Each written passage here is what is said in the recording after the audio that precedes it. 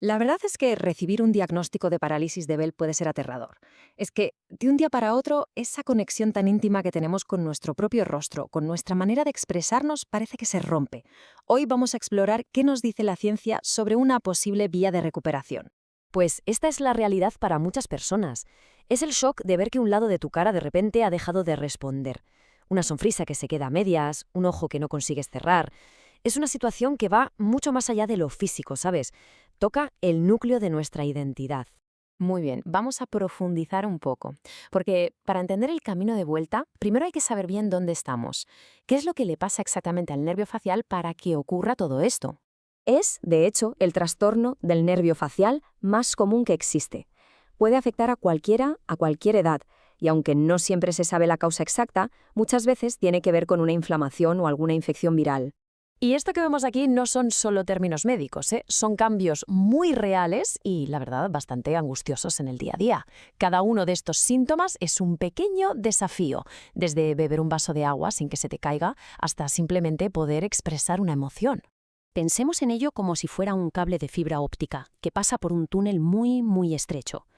Si ese cable de repente se inflama y se hincha, la señal no puede pasar bien. Pues eso es a grandes rasgos lo que le sucede al nervio facial. Se corta la comunicación entre el cerebro y los músculos de la cara. Claro, ante esta desconexión, la ciencia busca maneras de restablecer la comunicación. Y es justo aquí donde una técnica muy específica, la electroacupuntura, entra en juego como una herramienta que se está investigando y que parece bastante prometedora. A ver, que no asuste el nombre. El concepto es bastante sencillo. Se usan las agujas de acupuntura de toda la vida, pero se conectan a un aparato que envía un pulso eléctrico muy suave, muy controlado. La idea es básicamente despertar a ese nervio y a esos músculos que han dejado de hablarse. Y aquí llegamos al meollo de la cuestión, porque no toda la estimulación eléctrica es igual. Un estudio muy concreto se centró en una pregunta que podría ser la clave para optimizar este tratamiento y nos va a servir de guía en todo este análisis. Fijaos bien porque la diferencia es fundamental. Por un lado, tenemos la onda continua, un pulso eléctrico monótono, constante, como un run-run suave, pero sin cambios. Y por el otro, la onda dispersa densa, que es mucho más dinámica, tiene ritmo, alterna velocidades, intenta imitar el ciclo natural de contracción y relajación de nuestros músculos cuando sonreímos o fruncimos el ceño. La gran pregunta es, ¿importa de verdad este ritmo? Pues vamos a lo que de verdad importa, los resultados. A ver qué descubrieron los investigadores. Aquí es donde los números empiezan a contarnos una historia muy interesante sobre cuál de los dos enfoques funciona mejor. Este número es una pasada, un 98% de efectividad total. Para que nos entendamos, esto significa que prácticamente todas las personas de ese grupo mostraron algún tipo de mejoría, ya fuera pequeña, mediana o una recuperación total. Es un resultado espectacular. Y en este gráfico se ve de forma súper clara. Mirad la diferencia. Un 86% en el grupo de la onda continua es un buen resultado, no nos vamos a engañar. Pero es que el 98% del otro grupo, el del pulso rítmico, es significativamente mejor. Así que sí, parece que el ritmo marca una diferencia estadística muy importante. Pero la cosa no se queda ahí. El estudio también se fijó en un problema muy concreto y molesto, que son los espasmos faciales. Y de nuevo, sorpresa, el grupo del pulso rítmico arrasó, con una tasa de recuperación del 76%, 20 puntos por encima del otro grupo. No es una diferencia pequeña, ¿eh? A ver, si desmenuzamos un poco más los datos en esta tabla, la historia se confirma. Fijaos en la columna de la derecha, la de ineficaz. 7 personas del grupo de onda continua no mejoraron nada, frente a solo una en el grupo de la onda con ritmo. Y ahora mirad la primera columna, recuperación. 24 personas del grupo rítmico se recuperaron del todo, frente a solo 14 en el otro. Los datos no mienten, el pulso rítmico tiene una ventaja clara.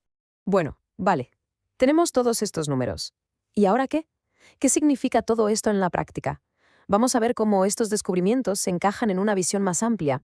La conclusión del estudio de Shang y Chen es bastante clara y optimista. Lo que nos viene a decir es que este tipo de electroacupuntura no solo mejora los síntomas, sino que parece que ataca las causas de fondo.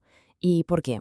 Bueno, la hipótesis es que este pulso rítmico, al imitar el funcionamiento natural de los músculos, es más fácil de entender para nuestro sistema nervioso.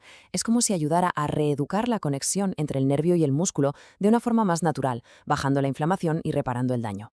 Y ojo que esto no es un hallazgo aislado. Otro gran estudio de 2022, un metaanálisis, llega a una conclusión parecida, aunque con prudencia. La palabra clave aquí es evidencia preliminar. La ciencia es así, avanza pasito a pasito, construyendo el conocimiento sobre bases sólidas. Y parte de ese viaje de la ciencia es la autocorrección. A veces nos encontramos con estudios, como uno de Hume y compañía de 2021, que han sido retirados.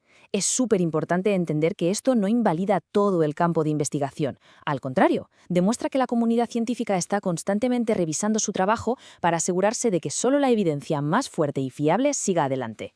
Es una señal de honestidad y de rigor. Venga, vamos a resumirlo todo para que quede súper claro. 1. La parálisis de Bell es básicamente un nervio inflamado. 2. La electroacupuntura es una terapia que se está estudiando para ayudar.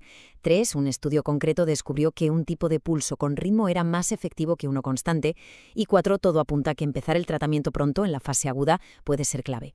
Venga, para asegurarnos de que nos hemos quedado con lo importante, un repaso súper rápido.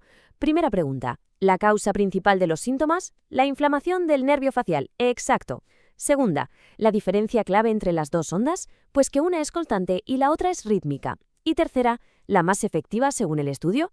La rítmica, la onda dispersa densa. Perfecto. Y una cosa muy importante, hay que ser transparentes. Este análisis se centra en unos estudios concretos, no compara la acupuntura con otros tratamientos como los corticoides. Tampoco puede predecir cómo será la experiencia de cada persona, porque cada caso es un mundo. Y por supuesto esto es información para aprender, no es un consejo médico. Cualquier decisión sobre un tratamiento hay que tomarla siempre de la mano de un profesional sanitario. Porque al final, toda esta ciencia, todos estos datos, apuntan a algo profundamente humano. El rostro es el lienzo donde pintamos nuestras emociones, nuestra principal herramienta para conectar con los demás. Por eso, cualquier avance que nos ayude a restaurar esa función es mucho más que una simple recuperación física. Es la oportunidad de volver a ser uno mismo.